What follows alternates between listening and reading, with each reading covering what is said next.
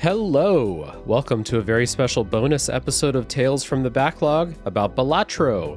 This was unplanned, as I think a lot of people found Balatro to be an unplanned time suck in their life recently, and I mean that in the most endearing way possible. So before we get to the special episode with two wonderful guests today, I just want to say thank you to the patrons who support the show and keep this whole thing going. So they are Chris Nelson, the Top 3 Podcast Crew, Zulgeek, Chris Copleen, Eric Guess, Rick Firestone, Nick Ficori, Jill, Jeff, formerly Jerf, Kieran, Soccer, ZNA, Cupcake, Kyle, Christian S., Matt aka Stormageddon, JD, Doug Leaf, Jason Emery, Brian Skirsha, Randall, Jake Martin, Jenny E., and many more. Thank you so much for your support. It means the world to me. And if you're listening and you'd like to support the show that way, you can do that at patreon.com/realdavejackson, where as little as $2 per month will get you some bonus treats related to the show. So with that being said, let's get into Balatro.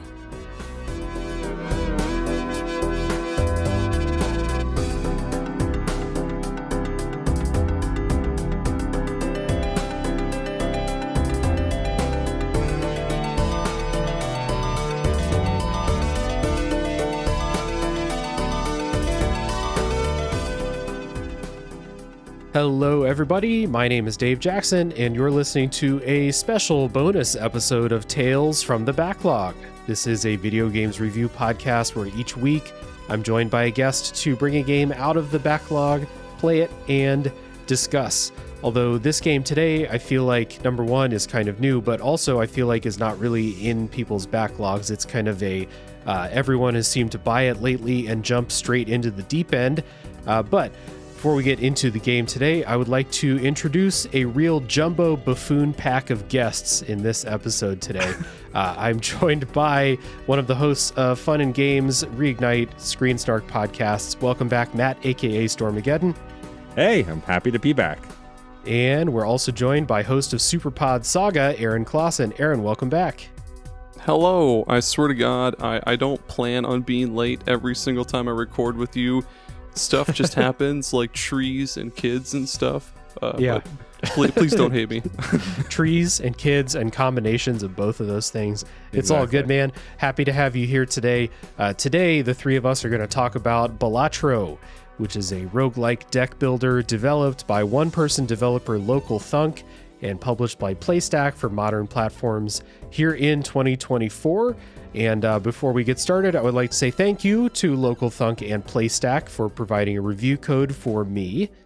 Yeah, and thank you for providing me with a review code as well. It's your fault. Yeah, I think on the email where they sent out the codes, I think they actually were like, very sorry for ruining your productivity, but here's a review code for Balatro. Yeah, shout out to Wout, aka the Hashtagonist, who's a dear friend and who does PR for Balatro. He knows what he's getting us into as he's been playing it as well. Yep. So if this is your first time listening to the show, first of all, thank you for stopping by.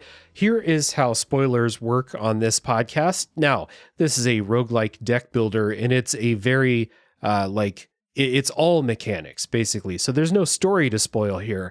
But what we are going to do is we're going to do the normal subdivision of the parts of the episode. We're going to have the more general, broad, no SICKO shop talk section at the beginning. And then we will do the quote spoiler wall per usual. And then afterwards, we'll get into that shop talk where we'll give recommendations for new players who are starting Balatro, tips for how to make the best of your runs, and then talk about what helped our best runs in that later section of the episode. So we will keep the earlier section of this episode to a more general overview of what this game is and why it works. So speaking of what it is, we have elevator pitches for what Balatro is. I say it's a roguelike deck builder where you use poker hands to score points.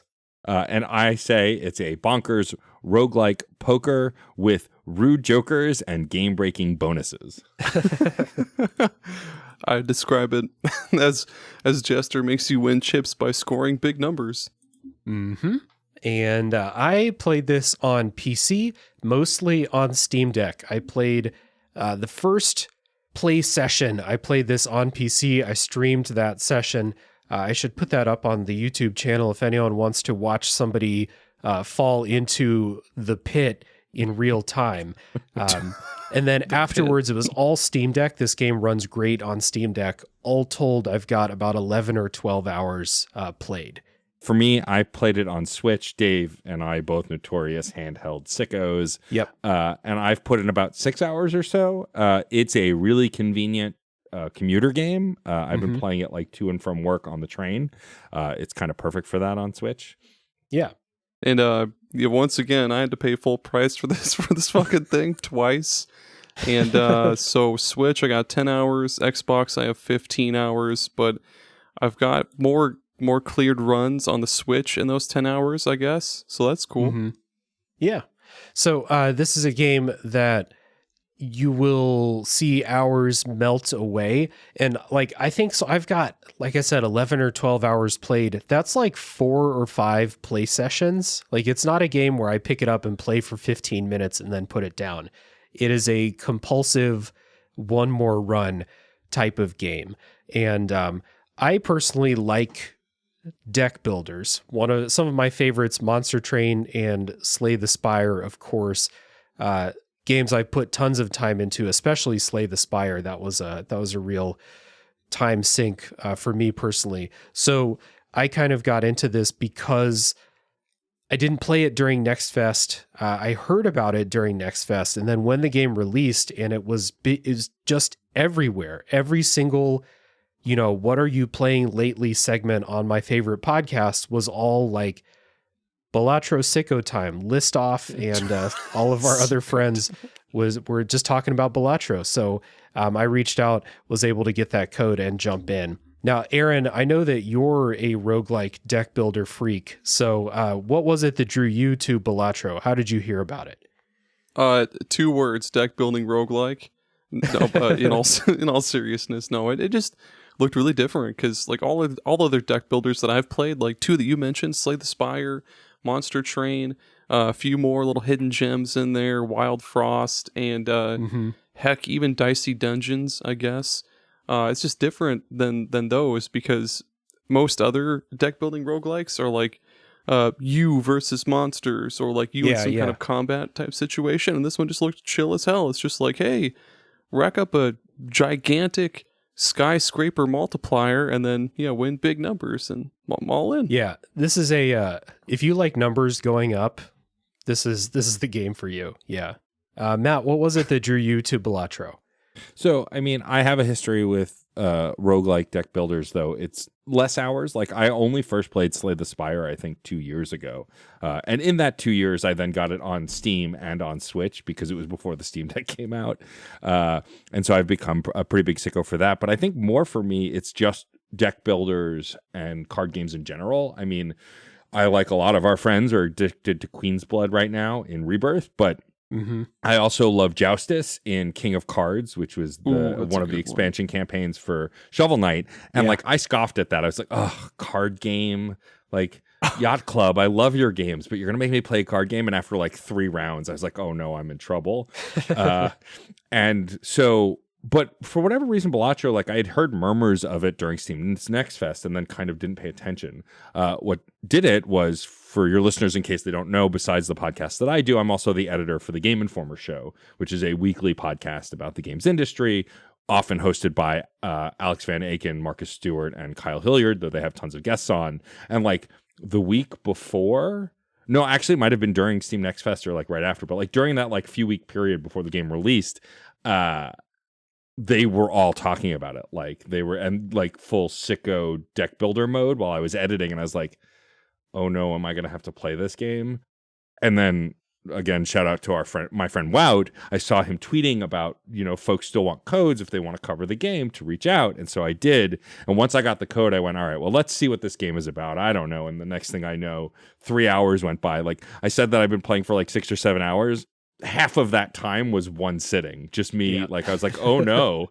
In fact, at one point, if you look on the internet, if you go to my Twitter, you can see a photo of me playing Balatro while watching Dave play Balatro on stream. So like, like that's how you knew. Like I was literally the SICKO image, the SICKO GIF, like like full on, and I didn't expect to love it as much as I did, but it's just kind of one of those games that just gets its hooks in you, especially if you like that kind of style. Yeah, I'm a big fan, like I said, of roguelike deck builders, but I'm actually not a big fan of poker. I did not grow up playing poker. I've played it maybe twice in my life. And one of those times is in Red Dead Redemption 2. So like I know what a flush is, but like if people are like, hey, do you want to come over and play poker? I'll probably just like say, no, I don't really like poker. So that was a source of hesitation for me. Shout out to Euchre, by the way. I'm a Euchre boy out here in the Midwest. So the fact that everyone described this as a poker roguelike originally was like kind of like, oh, okay, yeah, I hope you kids have fun with that. But then I heard some people kind of saying like, it's like it has poker theming, but you're not playing poker. Like, and you don't have to know poker. The game will teach you everything you need to know right away. So that kind of broke down that wall for me too. And I wanted to make sure we mentioned that fairly early in the episode, that like you may hear the word poker thrown around here, but you're not playing poker. Like you're not playing against people. You're not bluffing or any of that shit. Like it's just using the hands that might win you a poker hand to score points. It's all just the terminology basically. Yeah. It's funny. I might be the only person on the call who actually played poker regularly for any period of time. Like I'm not really a gambler. Every time I've ever gone gambling, I have like a set amount of money. And once I lose it, which is often very quickly, if I go to a casino or on a cruise or something, once I've lost that money, I went, well, that's it. I guess I'm not gambling anymore. Like it's not my thing. But when I do, I'll often do poker because like I know it. I used to play poker with my grandfather growing up. Like we would just play hands together.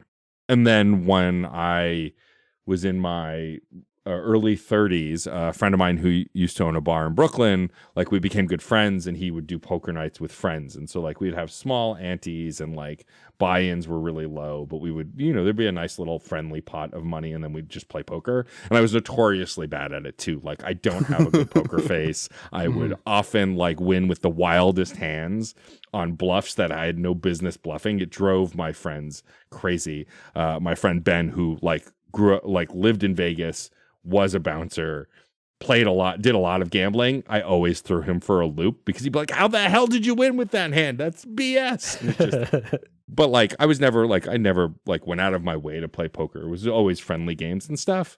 So I wasn't really worried about the terminology. But that said, I mean, this game really does set you up for success. Like you don't have to memorize the hand types to know or be able to play this game.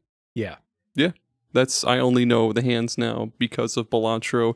And by the way, this game is coming to mobile phones real soon. Yeah. So I'm ready to triple dip. If it goes to Apple Arcade, I won't have to at least purchase that version because I still have one of the weirdos who pays for Apple Arcade. Yeah, it's one of the more obvious mobile ports in the history of mobile ports. This and like also Slay the Spire and Vampire Survivors and stuff like Dicey Dungeons. And Dicey Dungeons. Yeah. Buttery smooth. Mm-hmm. So, if you are listening to this and you don't have a PC or a Switch or PlayStation or Xbox, well, you have a phone, don't you? As the famous press conference went. So you can play this on your phone and hopefully there's some kind of like cross progression between platforms. That would be nice. But so before we kind of talk about how the game is, we don't want to bury the lead too much. I think this game's really good. And we saw earlier today, I think they just announced today as we're recording that it has sold 1 million copies in like 2-3 weeks since it released. Yeah. So very successful game. And it deserves that success. It's a really, really good game. I think it has good like theming and stuff around it, but it is a mechanics and numbers and math game at its core. I feel like you could almost replace the cards with other stuff. You would still have this math behind it all, and it would still work. I'm not sure that this game is going to have like the long legs for me personally that other things like Slay the Spire did, but I don't want to take away from how well made this is as an experience. And we'll talk about what the secret sauce is a little bit after this this upcoming music break here. But I do think this game is really, really good. And sometimes, a game will sweep the industry and you'll be like, I don't really get it. What does everyone see in this? And this is not one of those cases. I 100% understand it. Yeah, I agree. I think that I was hesitant at first because also I'm not great at roguelikes. Like notoriously, I really didn't play any of them until Hades. Like 90% of the games industry who didn't play roguelikes started playing them after Hades. Mm-hmm. But like then when I heard this was also one, I went, I don't know. But like losing is so painless in this, and we'll get more into that, but like it flows so well that yeah, I agree. I think it's a great game. I think it's worthy. A lot of folks are saying it's their game of the year, which I can totally see that, especially if you like these kinds of games. But it's definitely left an impression and mostly made people stop talking about Pal World. So there's that too. Oh yeah. Thank Props God for that. Yeah. Yeah, it is really, really good. And I like that it's basic. Up until I guess this game and maybe a few other games, deck building roguelikes were more of like a hardcore experience, at least from like my point of view, because as the resident deck builder sicko, I guess, talking to like a few other people, they say that card games just aren't their thing, or like roguelikes aren't their thing. But I'm glad this one drew in a whole new crowd of just people who want to play a chill ass game and just throw out like a 2-pair and score like 2 million chips or whatever. It's it's awesome. Yeah. So let's listen to a bit of music from Balatro, that nice, soothing, calm music. And when we come back, we'll talk about what that gameplay is actually like.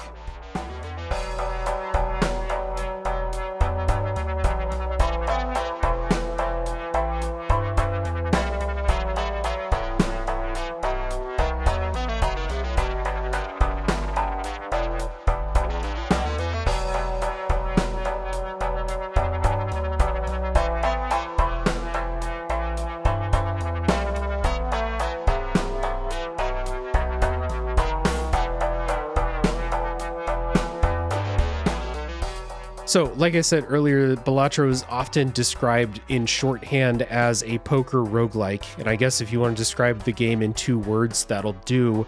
But again, you're not actually playing poker. You have a standard deck of cards, regular playing cards. And what you're trying to do is you're trying to make poker hands to score points. And the kind of hierarchy of poker hands determines how many points they're worth all by themselves. So a straight flush is going to be the best hand, a single card is going to be the worst hand, and then everything in between. Each kind of round is set up. They use poker terminology in ways that like they don't mean in real life. So each round, and there's 8 rounds in a run. If you want to beat one, you have to go through 8 rounds. Each round is called an ante, and in each ante there are 3 battles, we'll say, that you have to get through. They call them blinds. Each one of those has an increasing set, like target points that you have to reach. And the way that you reach those points is you try to form poker hands with the cards that you draw. And each hand has a specific value, we'll say, of number of points and a multiplier modifier. And then you get more points, called chips in the game, based on the value of the cards. So an ace is worth 11, a king is worth 10, 9 is worth 9, yada, yada, yada. And then in between those rounds, there's a shop where you can buy all manner of things that can enhance your deck, modify your multiplier, dictate your strategy, and all kinds of things like that. So the first thing I think that makes this game really good is they start out with things that you know playing cards. Everybody knows the standard set of playing cards. You know that an ace is better than a king, is better than a queen, etc. Then they give you a very simple decision, but lots of them, like all in a row. So you get your cards, you choose what hand to play. You get through the round. You reach the target score, you go to the shop. Then you get to choose what to buy. And all of the decisions are really well explained. They're all very simple on their own. But since it's one of these roguelike deck builders, you need to try to choose things that will end up synergizing together, because you will not be able to reach those target scores just by playing, a full house every hand. Eventually, that's not going to be enough all by itself. You're going to need these extra things. So I will kick it to the both of you if you want to talk about what some of those extra things are, like the jokers and the planets and stuff. Sure. I'll talk about the jokers because I think they're kind of the core, and then the other bonuses kind of build on it. So in this game, you don't have just a couple of jokers like a typical playing card deck. There's 150 different jokers that you can get in this game. And how they work is they modify the chips you get, which are the points, the mults, which are the multipliers, and other things in between. And you can buy them from the store between each of the blinds. You earn a little bit of money after every round, and then you can put that towards the jokers. And they all do a variety of different things, have different fun names. Some of them are pretty basic, like just giving you extra chips for a type of suit or extra chips for a type of card.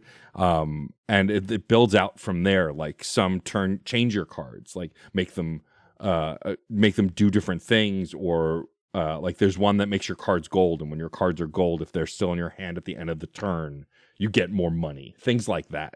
And very quickly the game becomes not about a standard 52 card deck. It's how many of these jokers can you have to make the run different, to earn you more chips, to help you beat these blinds that escalate. And you can have 5 jokers standardly. You can have 5 jokers in your like top bar screen that modify, and then you can sell them if you don't want them and buy more and like swap them out to create a strategy.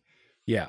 So like one of the key things that you'll realize very, very soon in playing Balatro is that your jokers will dictate the hands that you play, not necessarily what the best poker hand will be. So like, let's say you have a joker that gives you +4 to your multiplier every time you play a spade. Then playing a pair of spades will probably get you more points than playing a full house that doesn't involve spades. But if you're playing poker, that's not going to be the case. So what I really like about this is you start with those very core poker rules. Like you need to know what a full house is. But after that, you're really following the deck that you make. And the deck can involve adding regular playing cards to your standard deck. But what it really means is you're trying to collect a set of jokers that will just bust the math wide open in your favor. Yeah. Bust the math. Yeah, really, it's all about getting like the right set of jokers, and also having the right amount. Or I guess you can also tweak your deck. I really like you can tweak your deck with the spectral cards and the tarot cards, and then you have, of course, the planet cards where you can level the hell out of your different hands. Like if you're going all flushes, you can crank them all the way up to like level. I don't even know what the max. I think the max level is 20. Level 20 with the planet cards. You can get them pretty high, yeah. So like a specific hand will have a specific chip value and multiplier value, and you can upgrade how good that hand is, which will add chips and a higher multiplier every time you play it. So you can try to synergize this. Like you can get a joker that will give you a huge bonus if you play a flush. And then you can also level up the base value of playing a flush by getting these planet cards. And if you're able to get those things to synergize really well, you can really start kicking ass like pretty early on. And then if you go on YouTube and search for like people's winning Balatro runs, like I think to beat the very first battle, you have to get 300 points, 300 chips. And then if you can look and find people getting like billion point hands near the end of these runs in Balatro, like it can get completely out of control based on all the ways that you can edit and enhance your deck. Yeah, it's really cool. And like Aaron also mentioned the spectral and tarot cards. Those enhance the cards themselves. And you say, how do you enhance playing cards? Well, you can increase their value. You can change their suit. You can turn some cards to stone, which just gives you 50 chips when you play them. And you can play them by themselves, part of a hand, either or. They do a bunch of different things. And all of these modifiers both affect the multipliers, like Dave was talking about, or the chips, either the value of the chips, but they affect the cards directly. You can even delete cards, duplicate cards, up rank cards, so make a 9 a 10, a 10 and 11, whatever else. It's really like I know at this point I've still not seen all of them. There are tons of different ones that you can get. And it's interesting how all of these things interlock together to make a unique run, because it's not just, you can't just use the jokers to win a run. You can't just use the planet cards. I mean, I guess you might be able to, but you're going to have a more successful run if you mix and match the different strategies. Yeah. So there's like, I think 4 main ways that you can edit your deck, with the jokers, the planet cards, the tarot cards, and the spectral cards. And you get them all in the shop in between the fights, we'll say, the blinds. And what I really like about this is that each individual joker or planet card or tarot card is extremely easy to understand what those things do. So the text descriptions are all really descriptive and really easy to understand. So you will pick up a tarot card and you'll read what it says, and it will say like, this turns 3 cards in your hand into multiplier cards or whatever. And then it will tell you multiplier adds +4 to this card's multiplier. Boom, done. Very simple procedure. But then as you go, you'll get like, I don't know, between all these different types of cards, you'll have like 10, 20, 30 of these things all happening together. And it's all about trying to synergize those together, which is the strategy of any deck builder. Cool strategy for this game, though, is, Aaron, you can probably talk on this too. A lot of strategy in a lot of deck builders involves trimming down your deck to get like the shitty cards out. Oh, yeah. And only get in like this repeating loop of, I'm only drawing my best cards all the time. And I have not found that to be the case in Balatro. Like, you start with 52 cards, and a lot of my best runs will have like 60 or 70 cards in it by the end of it. I guess it depends on your, like, what kind of deck you're going for. That's I had this one really, really stupid run, not to get too in depth, but basically I had one joker that made it so if my first hand only has 1 card, like the card that I played is destroyed. So I would just use that to get rid of cards. And then I would just keep using tarot cards and spectral cards to make every card into like either like this suit or that suit. And then, yeah, there's all sorts of really goofy, stupid ways to rig your deck almost. Yeah. And also, after, but I guess before and after, before or after you pick a blind, you can also skip a blind to get a tag, which gives you like a free pack, or lets you get like a double tag, which like doubles the next tag you get or something. Yeah. There's like you need to do most of those fights because they give you money at the end. That's how you get money. But sometimes the bonus for skipping that fight will be good enough that it's in your best interest to not do that. Like at the end of each ante, there's a boss fight, basically. And the boss fights have big target scores, and they all have a debuff that they throw on you. So, for example, they'll say like, okay, in this fight, spades are worth nothing. So you can play a spade, but it'll be a complete waste. Sometimes if you skip something earlier, you might be able to like re-roll what that boss is and like get yourself out of a really bad situation. So taking on, or like being aware of like everything that's going on is something that took a little bit, because it's a little overwhelming when you first start playing. The amount of, not like the amount of things on screen, but just knowing what everything is, knowing where to look for all that information. It took me maybe about an hour before I felt really comfortable with all that. But once you are in it and you're able to like know where to look for, what do these jokers do? Where do I look to find the reward for skipping this fight or something like that? I need to stop saying fight because it's not a combat game. It's a high score challenge, basically. So knowing where to look for all of that. Once you get that, then everything is presented to you really clearly. It just takes a little bit to like get in the zone. Yeah. Well, and reading is really important reading is fundamental. It's really important because like I've screwed myself over because Dave mentioned earlier that the antes are essentially the rounds, and there are 8 of them. Each round you see all 3 blinds, the small, big, and boss, their numbers and their detail, like what the boss blind does at the beginning of every ante.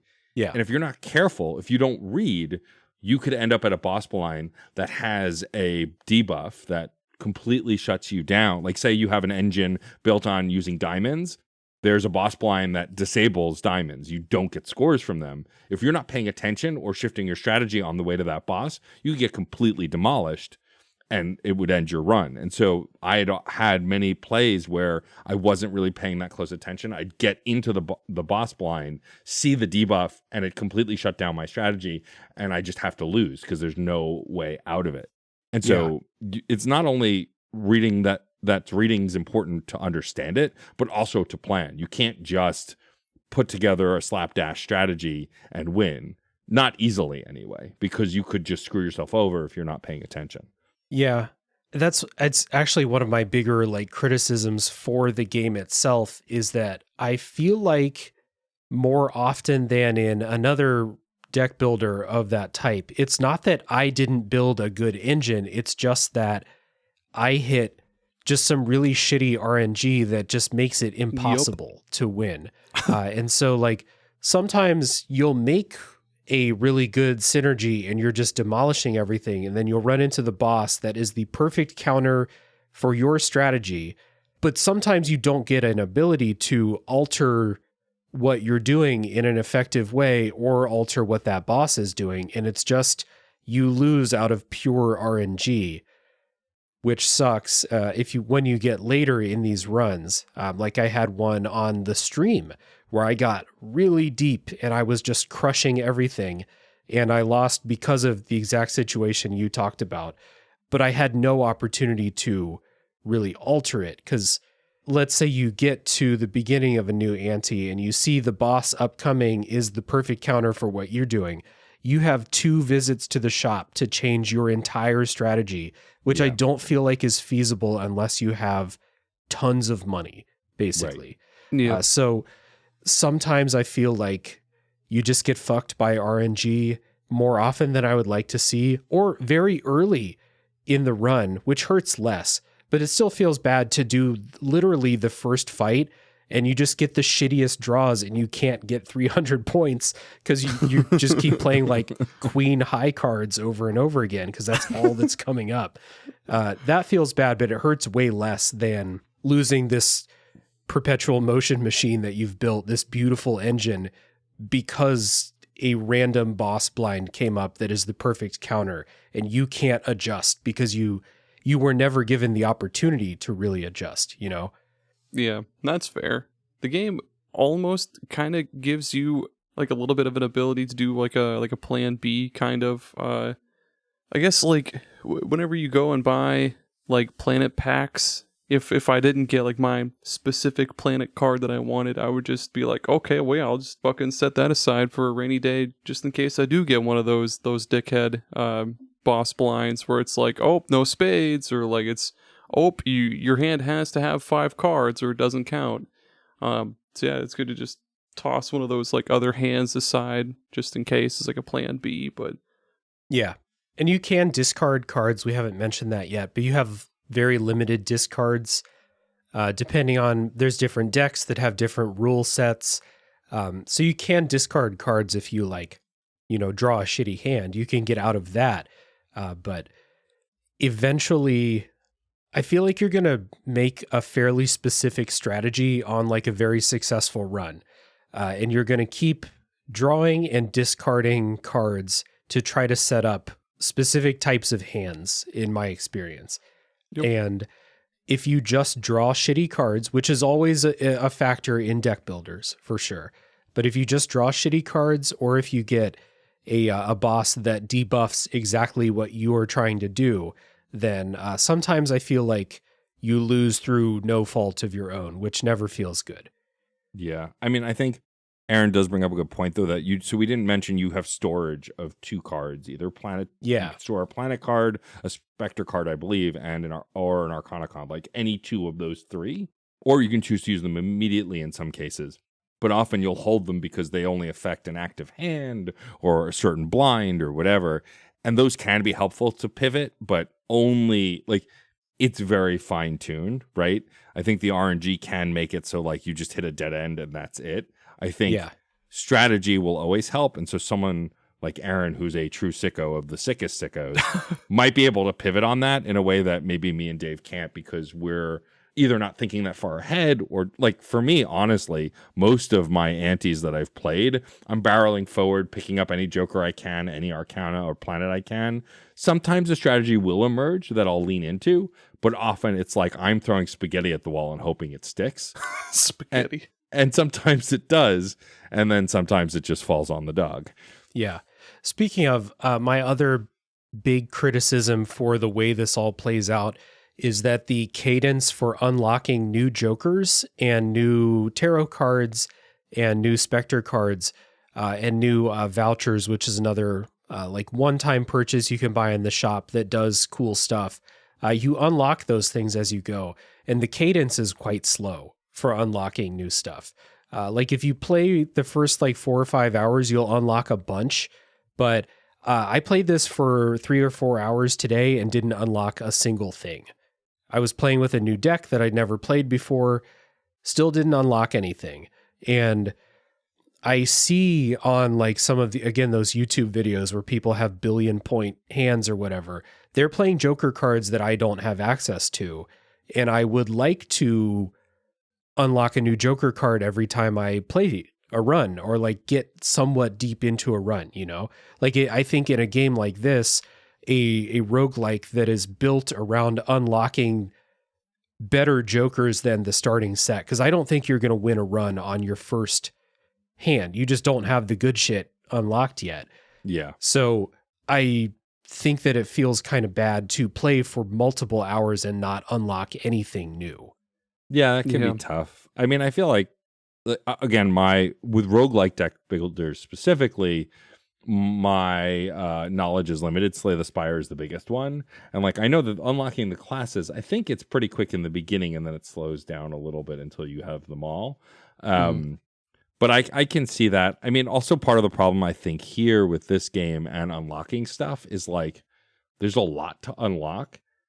But once you've hit the majority of it, like any other randomness, like the smallest bits towards the end are the hardest to hit, kind of a thing. Yeah. And it's the unlocks are based on like achievements, kind of. It's like beat this level with this deck, and then you unlock a new Joker. Or maybe this Joker will show up in the shop and you have to buy it in order to like quote discover it. But like, if that Joker doesn't fit in my run, I'm not going to buy it. I'm not going to buy something that doesn't fit in my strategy just for the sake of maybe unlocking it later. Like, I think that a lot of those other ones where like you rack up some kind of experience points as you go, and that is what determines when you unlock stuff. It's just it feels a little bit better. Like, it kind of takes the edge off of losing 5 or 6 runs in a row when you are unlocking stuff as you go, if that makes sense. Totally.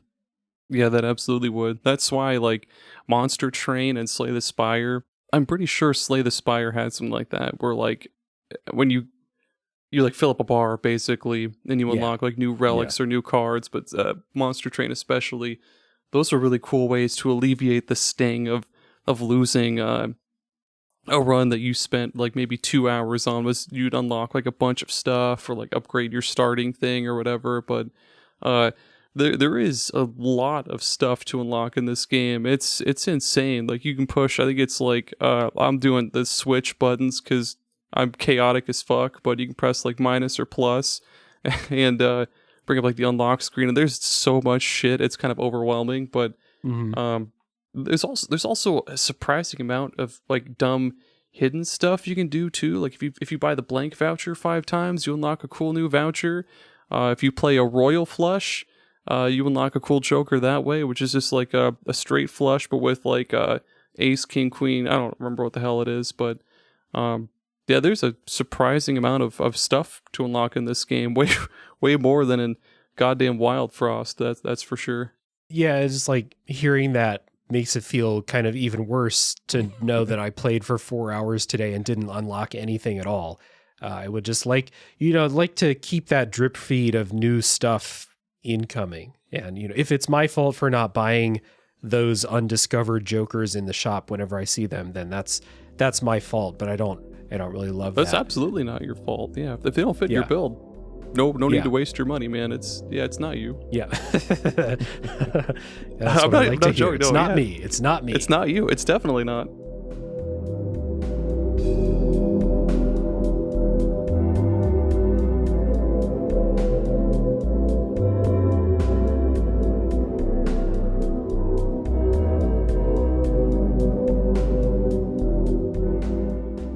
So that is like the basic introduction to how Balatro works, the good, and then a couple of criticisms that I personally have. Before we get into like wrapping this up and then getting into the shop talk, I do want to shout out the aesthetic of this game, which is really, really nice. Visually, it has this very cool CRT, but like spacey, wacy CRT, almost like you're playing a poker machine when you're drunk kind of vibe to it. Yeah. And like the Earthbound, like lava lamp background shit. Yeah, too. yeah, exactly. With that, and then you mentioned how many Jokers there are, Matt.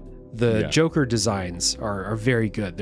I read an AMA that the developer did on Reddit where someone asked, like, did you get tired of drawing clowns? And they were like, yeah, I did actually, because there are so many Jokers. They all have unique designs to them. So visually, it's a very, very cool looking game. Yeah, totally. Also, it sounds awesome. I mean, I'm a big music nerd, and the Yeah. composer is Louis F., who is basically unlisted. Like, I couldn't find anything else that Louis F. has done, but the music, like you have in your notes here, Dave, is low-key, kind of like the same song thematically with, like, a bunch of variations. Like, there's a mood. And, like, this is the ideal podcast or album listening game. Like, you could listen to music or listen to a podcast while playing this. I often have, but I also do like just listening to the music from the game, because even though it's repetitive, it's not bad. Like, it's kind of a vibe. I could sit and listen to this for 6 hours straight. It's fine. Absolutely. Like, it's not grating at all. It's very pleasant. Yeah. And like, it fits the bill perfectly too. Yeah. It's just a chill tune for chill game. It's awesome. Mm-hmm. Yeah, and like it fits the CRT vibe too. Like, it feels very like low, like low grade synth is not the right word, but like that vibe. Like, it's no one's playing this on the highest performance keyboard you've ever heard. It's like someone's got a like kind of well-worn keyboard that they're just kind of winding away at while you're playing. It fits that kind of old schoolish kind of trippy vibe. Yeah. And it fits, that kind of trippy vibe with the music fits in with kind of the spacey, wacy visual aesthetic to it too. So. If you've played Earthbound or watched Doctor Who, you know what we mean. Oh yeah, yep. Yeah, the Earthbound-ish like lava lamp backgrounds is definitely happening in this game, like Aaron said. I love it so much, dude. It sends me every single time. So safe to say that we would recommend Balatro to basically anyone who likes card games. Like, that's, unless you like are violently opposed to playing a card game, this is a very easy recommendation. And there are people out there who are just like, I just hate cards. I won't play anything with cards. So, I mean, my heart goes out to those people, but those are the only people that I would say, like, don't play this. Because even if you don't like poker, it's really not poker. So it's easy to say, give it a shot. And it's like $20 full price. Yeah. Hella bang for your buck. So much bang for your buck. Yeah, very quickly, like, whatever metric you put on a game being worth it, I feel like this meets all of them pretty easily. Yeah, and Absolutely. I think this is like, and honestly, even if you think you don't like roguelike deck builders or don't like card games, but you're open to trying, like if you're someone who staunchly hates them, then so be it, on your way, I guess. But like, if you're someone who is open to the idea of trying a new game, even if you typically don't like these kinds of games, I think this is the best starting point you will ever find. It's just built so easily. Yep. And it's so approachable. Like there's a button you can press during play that just shows you the poker hands and how much they're all worth currently. Like they lay it out for you. It's very easy to get into. I think I would say it's the cliche, easy to learn, hard to master kind of game. And if you're interested in card games at all, whether you love them or you're curious but have not really played them, I easily can recommend this game for sure. And it's just so chill. It's just like, I can't even try to keep count of how many times I've just been like profusely sweating playing some like Monster Train or like Wild Frost or something. I'm thinking like 5 turns ahead, trying to pick out like the best strategy, just racking my brain for a straight hour trying to make like the perfect move. But this game, like, no, you just discarding to get maybe like 3 3s and like 2 2s, and then you just play it, and then it's just like the big numbers go, and then boom, it's over. It's just big numbers make brain go burr.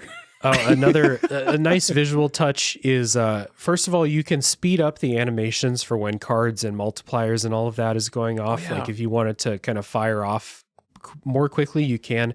But a nice visual touch that we didn't mention that I just want to give a quick shout out to is when you get like a really good score on a hand going on, and it will like individually tick like plus chips for this card, plus chips for this card, multiplier for this joker, and it will keep going. And if you get a big enough thing, it will like go in flames basically. Yeah, dude. And that's when you know, oh, we're cooking now. This is good.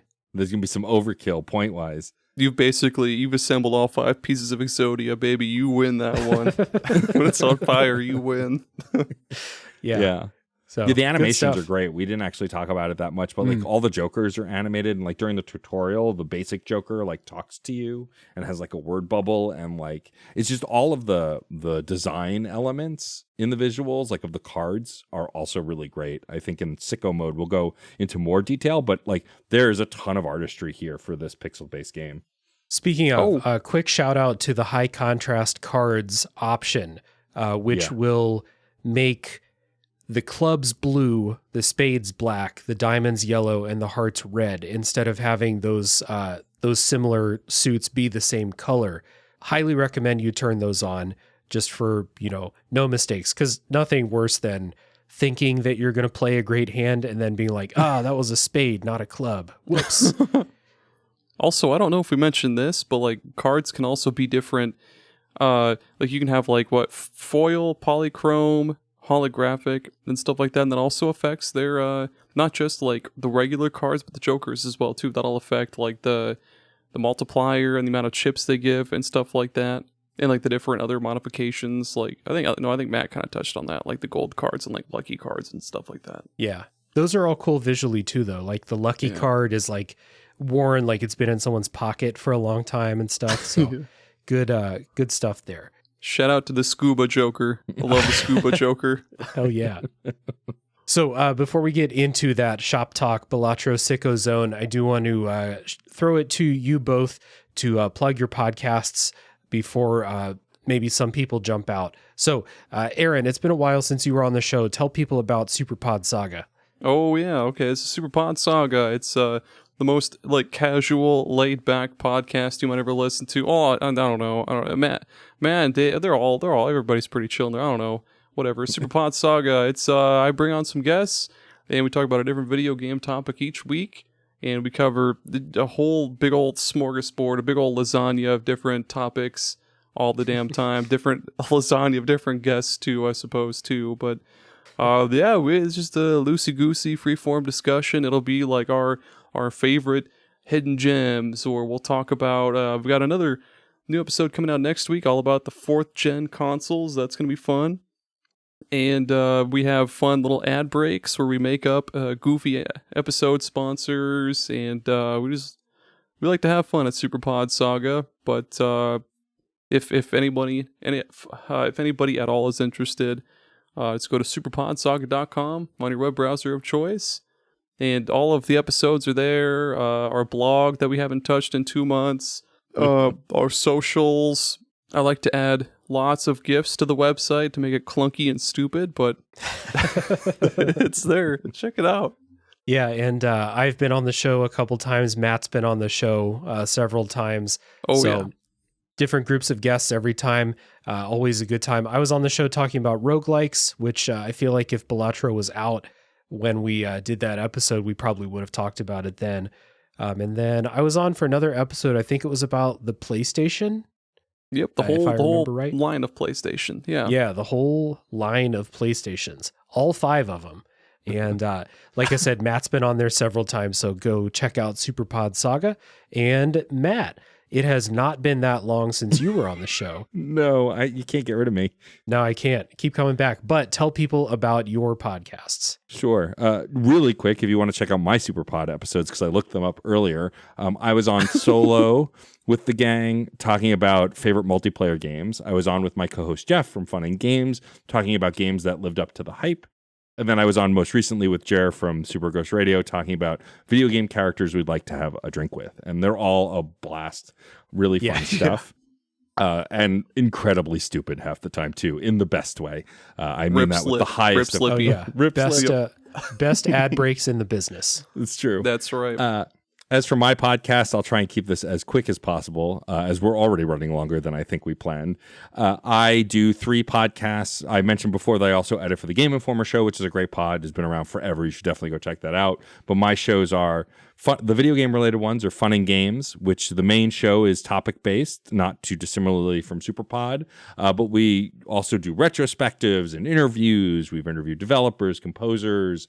We do live events like... by the time you're hearing this, either soon or shortly after, our PAX East 2024 episode will be out. Jeff and I get a ton of developer interviews and talk about our experience on the show floor, that kind of stuff. And then there are shorter form episodes that both Aaron and Dave have done called Side Quests, where each episode a different host talk about a game they love and why they love it. Dave has a never-ending list of games he's going to cover. Aaron's done one, and I'm going to have him come back. You did SteamWorld Dig? SteamWorld Heist. SteamWorld Heist. So many I'll do the whole games. SteamWorld series. Yeah, you might as well just run the whole series, right? But they're great because I bring on not only just podcasters like these fine folks, but fans of the show, folks who've never podcasted before, comedians, composers, whoever. Anyone who wants to talk about a game for like 15 to 20 minutes and why they love it, unjudged. It's really one of my favorite things I make because it just kind of shares the joy of individual games while recommending them. And that's a blast. The other video game show I do is called Reignite. Started as a Mass Effect podcast. We did the whole trilogy and then Andromeda. And after that, we shrugged and said, I guess Dragon Age now. And so we're currently a Dragon Age Origins podcast. We are just about, as of when we're recording, done with the Awakening DLC, which if you've played is the longest DLC in the history of video games. And then we will jump to Dragon Age 2 and 3 and beyond. But I do that with my incredible co-host, Frankie Bradley Lestrange. And then I do, currently on hiatus, but I do a TV movie podcast called Screen Snark.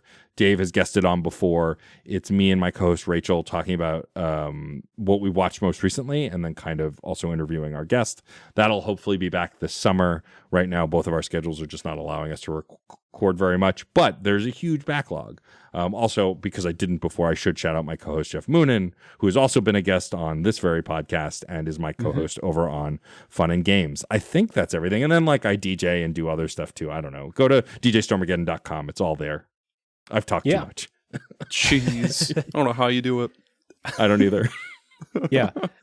So a lot of podcasts. And if you stay tuned on Fun and Games, you'll hear me in a couple different forms on Fun and Games in the future.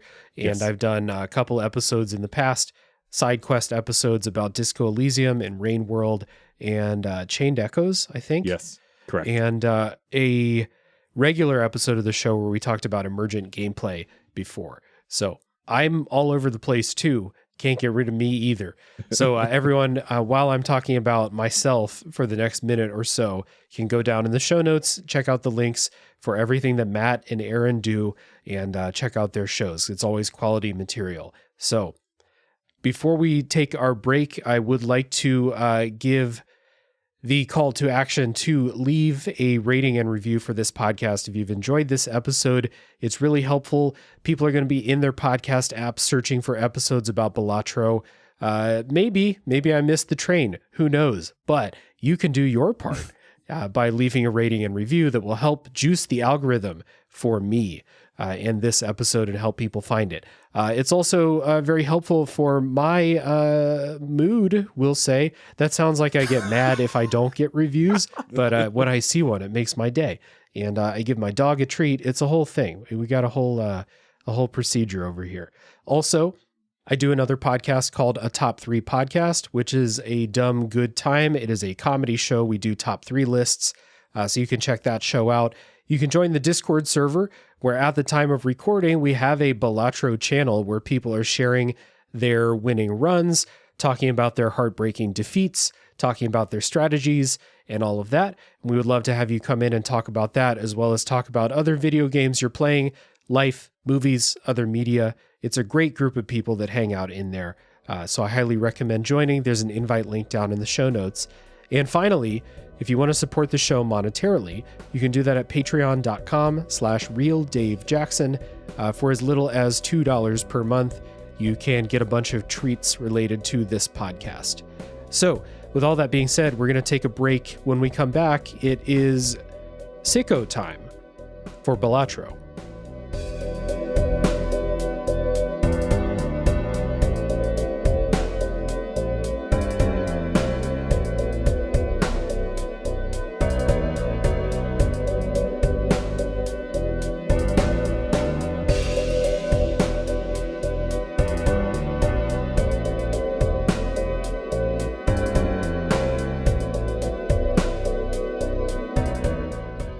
All right, so I want to get this SICKO Shop Talk section started by just giving some tips for new people who are just starting the game, or maybe somebody who has played a little bit but is struggling to get runs off the ground, because I do think there are some things that are really important in this game that the game doesn't necessarily teach you.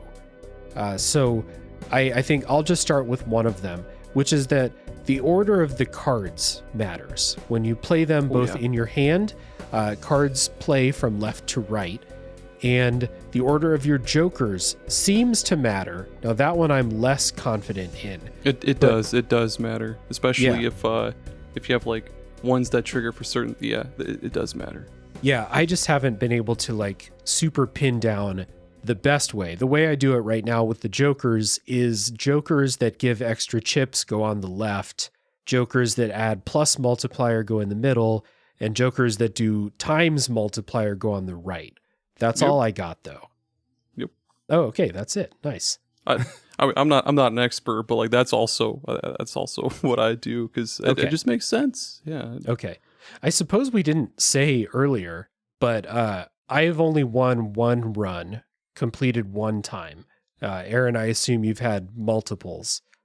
On the Switch, I've beaten the game with the first 3 decks, and on the Xbox, I've beaten the game with the first 2 decks. It might be the other way around, but I guess that's 5. Okay. And I have not completed a run yet. I've gotten close. The highest I got was to ante 7. And on the first, not even the boss blind, on this, like one of the like small blind, I just couldn't hit the point total. My strategy that worked for the lower numbers wasn't working for the higher numbers. Yeah, I had one winning run, and I've had 2 that I lost on the boss of ante number 8. Ugh. And one of them was in like heartbreaking fashion. I was like 100 points short. Yeah. Which sucks. But anyway, back to the order of the cards. So a tip for new people is a lot of times you'll get jokers that will say like the first face card you play will do this, etc., etc. And what that means is the card on the left, that's the first one that plays, not necessarily the highest one. Or you can say like, it will say like the first card that you play in a hand will trigger twice. So it doesn't necessarily have to be like the highest card, as in like ace or king or queen or something. If you have a 4 that has a bunch of cool shit attached to it and you want it to trigger twice, you need to put that card all the way on the left. It will not affect your hand. Like if you're playing a full house, you don't have to group all of those things together. You can split them up. The game will still understand that you're playing a full house. So that's the biggest thing that like I kind of figured out, but then I think it was Ryan from Listoff who gave me like the real tip that was like, hey, make sure you pay attention to what order you're playing the things. And you might have to like drag stuff around to make sure that things are triggering in the order you want them to. Yeah. I mean, I think a tip to add on to that is like you can reorder your hand, the cards in your hand before you play any of them. So there are two options to just sort them by like value order or suit type. That's like automatic. You just tap the button and it does it. And then you can also manually drag them around. Yeah. So if you're a visual learner, which I often am, I just pull groups of cards together to look and say, wait, do I really have nothing or do I have something? I think also something on top of that, like something I didn't do for a long time in the first couple hours was discard cards. You get a certain amount of like discards, different decks augment it, but I think the default is 3 discards. Is that right? And then it goes up from there. And so you can discard 3 times. And like, if you have nothing, you can really like focus like, all right, I have 4 diamonds and I have nothing. So in theory, if I get rid of the rest of my cards, I'll get 1 diamond out of all those draws. You don't always, but like you can use that kind of logic by reordering and using your discards strategically. There are also like upgrades and jokers that give you bonuses if you have no discards left, if you haven't used your discards. So like they are an active part of the play. They're not just a thing you have just in case you get stuck. Yeah. Also to add on to discarding, a tip, shout out to John from Gaming in the Wild for helping me out with this on the stream. Let's say you're playing a 2-pair. You can play up to 5 cards, but you're playing a 2-pair. That's only 4 cards. You can throw in an unrelated 5th card, and that's like a free discard, basically. Right. It will not affect your 2-pair at all. It won't be scored, but let's say like you play your 2-pair and then you have like the beginnings of another hand for the next time, and you have this other card that's just in the way and you would like to get another crack at getting a better card. You can just throw that trash card in, and it's like, it doesn't count as a discard. It's a free thing. Yeah. Yeah, that's a good one. Hell yeah. I can't think of anything else that you guys haven't already said. I guess, yeah, just you don't need to buy everything that you come across in the shop, though. That's I guess that's for sure. That's for true. Like just like especially if like say you have a good thing going on with the jokers that you have, and the shop only has like say just a bunch of like tarot card packs or something like that. You don't have to waste your money on those. If you already got a good thing going, save your money and just skip the shop. Mm-hmm. No need to waste it. Save it for a rainy day. Yeah. Yeah. I think also try and start from one point. Like it's very easy to look at a bunch of jokers, go, well, like, and get ahead of yourself. And like, well, if I stack this with that, or if I get that, try and build off of something simple first. You can get more complicated, but when you're first starting out, if there's a joker like gives you extra multiplier if you have only clubs, pick that and maybe start converting your cards to clubs using the arcana or things like that, because those stack really well. Or if like you notice that you get a lot of pairs, or pairs are easy for you to find, or you lean towards that because it's a strategy that works, then boost your pairs, right? Like I think focusing on a thing that you understand in the beginning will give you the groundwork to then build the more complicated strategies, because they're not always super present when you're just staring at what you can buy. But as you continue to build, they stack on each other pretty well, even with the RNG. Yeah. At a certain point, I would say probably in what are they? Ante number 1, you can beat the first 2 blinds with just the cards in your hand. Yeah. But to beat the boss, and then in order to beat anything in Ante 2 and beyond, you're going to need to start juicing the multiplier or getting bonus chips or something like that. So often I will just pick one or both of like the first jokers I see just to get something going, because I'll have a chance later to sell those if they're no longer relevant. But you do need to like get that ball rolling early. And then my other like final tip that I wrote down for either new players or people who've played a couple hours and like they're, like I said, struggling to get runs off the ground. There's 3 ways that you can juice your score. You can get extra chips. You can get what's called the plus multiplier. And then you can get the multiplier, and it's usually like 1.5 times or 2 times multiplier. But getting a run that goes really deep will need you to do all 3 of those things in your hands.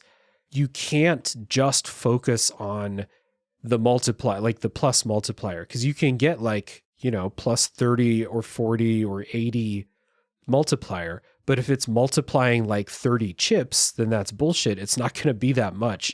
So you need to focus on all 3 of those. So there's a couple jokers that I really like for just making one of those really easy. One of the jokers I really like, there's 2 of them. One of them I think is just called the blue joker, and I can't remember which it does, but there's 2. They do similar things. One of them gives you plus 2 chips for every card left in your hand. So it's like 90 to 100 free chips every hand. And then the other one that I really like is the one that gives you plus 40 chips for every remaining discard. And I don't discard a ton when I play anyway. I only discard in the boss fights, basically. So those are just free chips all the time. And then in the boss fight, they start to get less and less useful. But if I need to discard that many times, then I'm in trouble anyway. So like, I don't feel like those are the reason I lose in a lot of those fights. So the tip, I got really hung up on like, okay, multiplier is better than chips. So I'm putting all my effort into like getting a higher multiplier. But then, like I said, it's like, what's, 15 times 200 is still a really low score. So you need to get those chips in there too. You can't abandon that. Yeah, that's a good point. That's fair. So if we don't have any more tips for new players, then let's just open it up and talk about like our strategies for deck building or good synergies that we've found, things like that. So Aaron, you've had a bunch of winning runs. So tell us about like what's your mindset when you're building out a run, we'll say. Man, I guess I just like when I'm starting out, I'll be on the lookout for jokers that affect like a certain type of hand, or like I guess it's maybe a certain way I've been playing. If I get maybe like say the banana joker where it's like add plus 20 multiplier, 1 in 4 chance this card is destroyed or something stupid, like I'll still pick that up. But eventually, just focus on the one hand type is what I'll usually do. Beef it up with planets.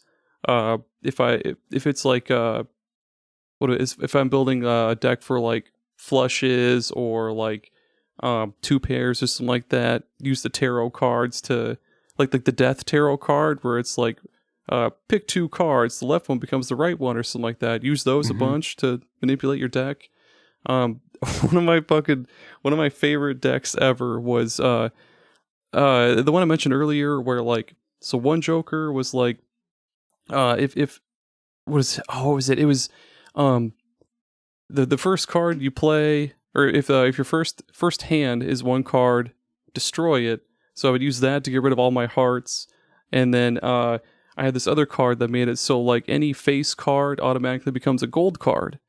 And then I had another joker that made it so like if I play any like augmented cards, it would remove the augmentation and then give me time or plus like 0.25 to my times multiplier. So I would just keep using that. And I got it pretty early to like beef up this like maybe 4 times multiplier constant. Yeah, it's focus on the one, I guess, kind of hand or strategy. It doesn't need to be specifically like one hand. I guess it just depends on what the RNG feeds you. Like, does that make sense? Like, it doesn't need to focus on one hand in specific, just like whatever works best for whatever jokers you have at the time. Yeah. Yeah. The ones that I avoid like that are like, there's jokers that sound really good, but it's like, you get a really awesome bonus if you can get, if you play a straight. But like, yeah, I get a straight like once every ante, basically. Like it's kind of hard to pull that off. So I usually avoid stuff like that. The one run that I had that actually won, I got a joker that was like, every time you play a pair, add 0.02 multiplier to this. And so I just played pairs over and over again. And by the end, it was like some ridiculous like ×8 multiplier or some shit. And it just like wrecked everything in my path. But that's kind of what I like about it is that I think I've done like a straight flush once in my whole time playing this. And it's like, you're playing poker, like that's what you want. But in Balatro, it's like, no, you can just play pairs, single pairs, and just wreck the entire thing if you get the right jokers. So I think the strategy of like letting those early jokers dictate where you go and then kind of adjusting along the way, that's the way to play. The times when I've picked up one of those early jokers and thought like, oh, there's 2 other jokers this would synergize with, I hope I get those. Those runs don't go too well because sometimes I just don't get those other ones. Like if that joker is not good enough by itself.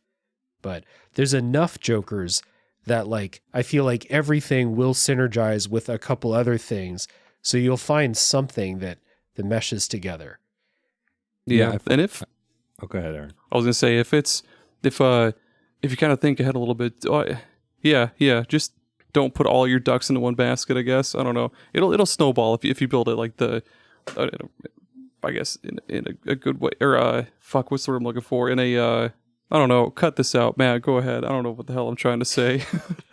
I was just gonna say also I think Dave has a good point because like building off of one joker to start at least is a lot simpler, and I think I mentioned that earlier also.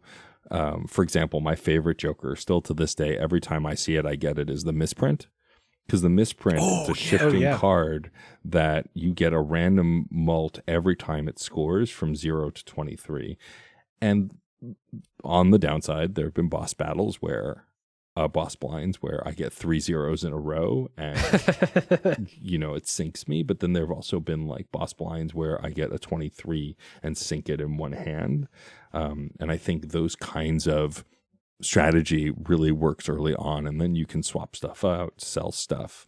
There's a Fibonacci card that each ace, 2, 3, 5, and 8 give you a +8 mult when scored, which is like kind of random but really useful. There's Odd Todd and Even Steven, which give you chips based on the even or odd number cards, which are really good together. Like those kinds of basic strategies are good starting points. And then, like Dave and Aaron said, using the other stuff to supplement it is how you can really get stuff going. If you focus on one kind of hand, you can use it, but the simpler the hand, the better, like 2 pair or pair, 3 of a kind, like the ones that require less cards because you're more likely to get them, or like the similar suits, things like that. Yeah, that's true. I think on that run where I had the joker that like upgraded every time I got a pair, I also just used a ton of those planet cards and got pair itself up to like +15 or some ridiculous shit. So it worked out really well. And like that's the other side. So like I criticized the RNG earlier for like, I feel like being the reason you lose a lot of times, but sometimes you will luck into just these super overpowered combinations that just wreck everything. Yeah. And also, don't be afraid to sell jokers. Like, the one that Matt mentioned earlier, the Fibonacci, like later on, once you do start to find more jokers that kind of benefit you, I guess, more directly, like you have a much better time focusing on, like, I don't know, say it doesn't work for your hand later on, sell it. Like if it's not working for you right now, or like it doesn't benefit you in every single blind or every single battle or whatever, sell it. Like, it'll help you out in the early run, sure, but toward the mid or like late run, if it's not doing anything for you every single battle, sell that shit. Yeah, exactly. Like you might have like a combo of like 4 or 5 jokers that is wrecking everything early on, but like if you start to notice the matches getting closer and closer as like the antes get higher and higher, you might have to sell one of those jokers that got you to the point where you're at, but it's not going to get you all the way through.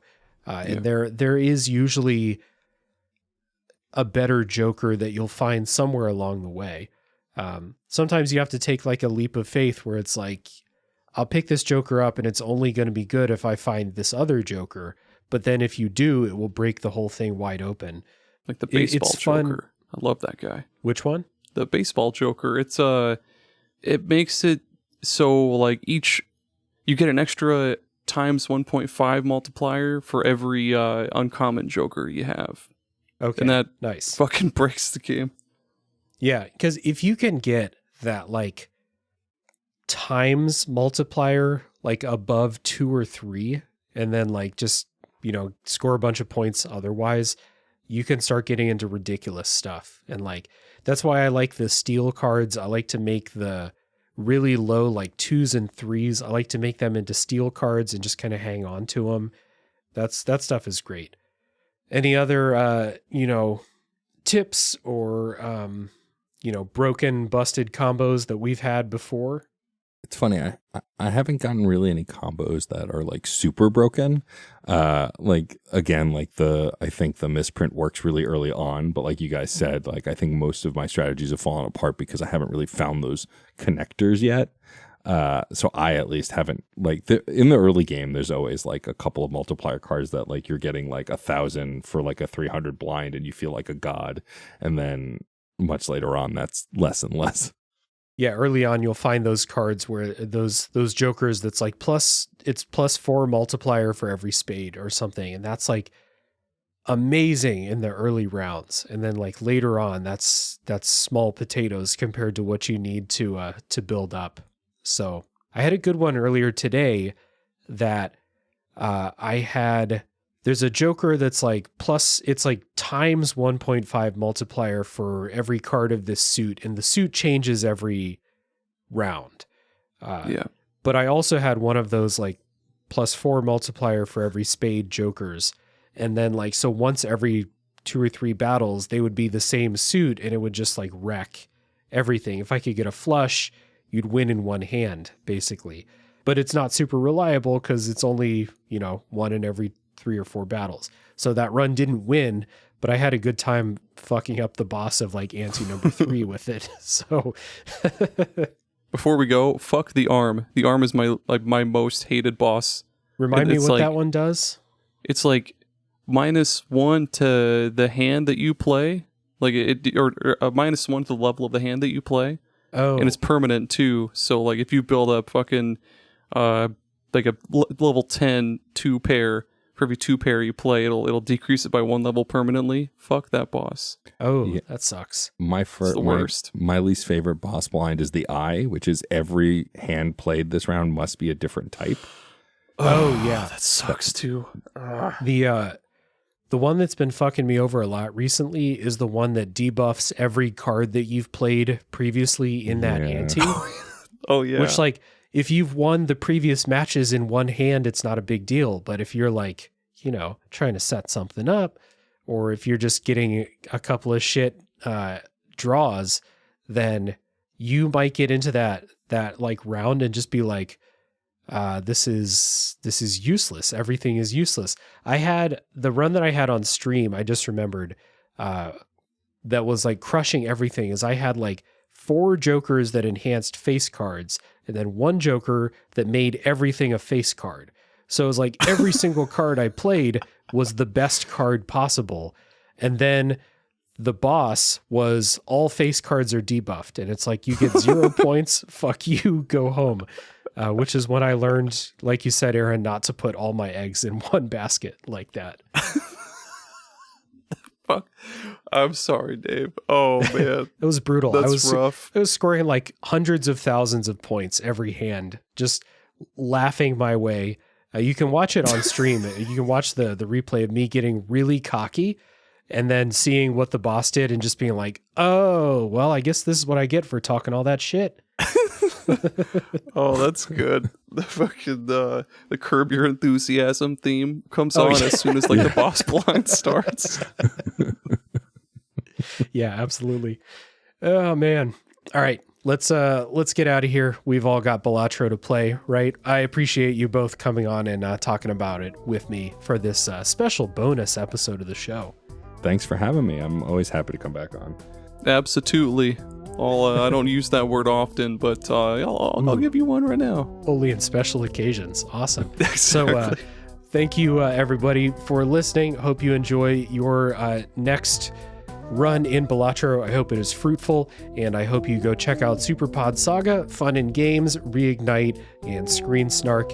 And of course, as always, tune in next time for the next game to come out of the backlog.